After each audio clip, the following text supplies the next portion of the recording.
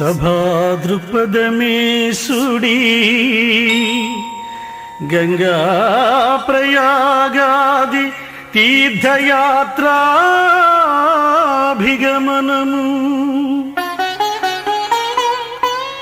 ఈ సభారాధనమే సుడి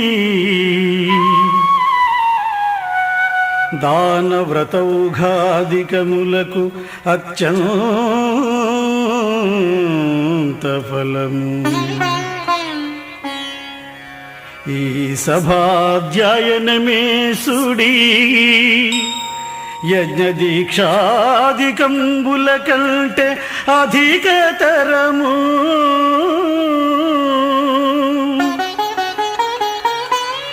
ఈ సభా విజ్ఞానమే సుడి జన్మ జన్మాంతరాధిక దోష శాంతికరము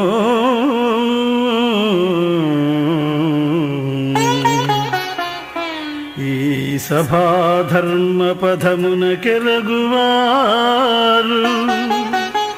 సేవములగాంచి ఇష్టార్థ సిద్ధి బడసి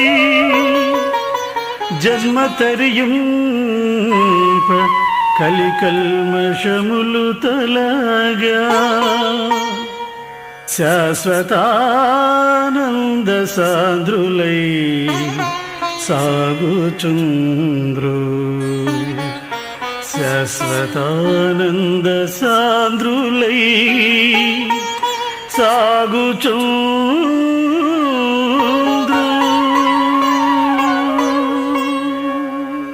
ఈ సభలో పాల్గొంటే గంగా ప్రయాగాది తీర్థయాత్రలన్నీ చేసినట్లే.